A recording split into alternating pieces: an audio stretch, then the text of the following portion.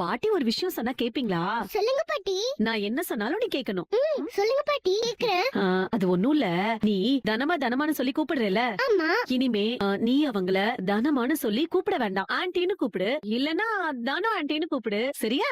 ஏன் அப்படி கூப்பிடணும்? பாட்டி சொல்றேன்ல, பாட்டி சொன்னா ஏன் எதுக்குலாம் கேட்க கூடாது. இல்ல, நான் கேப்பேன். சொல்லுங்க. இத்தனை நாளா நான் உங்களை தனமா தானே கூப்பிடுறேன். நீங்களும் தானே தனமான்னு கூப்பிட சொன்னீங்க. இனிமே எனக்கு ஆன்ட்டின்னு கூப்பிட சொல்றீங்க. நான் ஏன் அம்மாவை ஆன்ட்டின்னு கூப்பிடணும்? அப்போ நான் தனமாவை ஆன்ட்டின்னு கூப்பிட்டா எங்க அம்மா எங்க இருக்காங்க? நீங்களும் தான் சொன்னீங்க. தனமாவும் சொன்னாங்க நான் தான் அம்மான்னு நினைச்சுக்க, நீ என்ன அம்மான்னு கூப்பிடுன்னு நீங்க எல்லாரும் சொன்னதுனால தானே நான் அவங்கள அம்மா மாதிரி நினைச்சு கூப்பிடுறேன். இப்போ வந்து ஆன்ட்டின்னு கூப்பிட சொன்னா அதெல்லாம் முடியாது.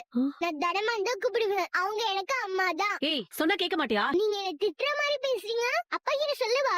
லே வா மாப்ள வா, வால வா, போய் அந்த பக்கம் போய் பாப்போம் வா. நீங்க சொல்றீங்க ஆண்டின்னு சொல்லி கூப்பிடுன்னு, ஆனா அதையே குழந்தை எதிர்த்து சொல்ற அளவுக்கு அவ பழக்கி வச்சிருக்கா. ஏய், நீ எதுக்கு சும்மா இப்ப அம்மாவை ஏத்தி விட்டுட்டு இருக்க? நாம தான் முதல்ல அவள அம்மான்னு கூப்பிட சொன்னோம். இன்னைக்கு திடீர்னு கூப்பிடாதன்னு சொன்னா இனிமே அவ அப்படி கூப்பிட கூடாது. ஐயோ மணி 10. டேய் சண்முகம், கல்யாணம் ஆனாலும் ஆச்சு, என்னைக்கும் இல்லாம இன்னைக்கு 10 மணி வரைக்கும் தூங்கி இருக்க. டேய் மணி 10 ஆகுதுல, ஒருத்தன் தூங்கிட்டு இருக்கானே, அவனை எழுப்பி விட்டு ஏங்க சவாரிக்கு போங்க லேட் ஆயிடுச்சுன்னு சொல்லலாம்ல. இதெல்லாம் உனக்கு தோணுதா?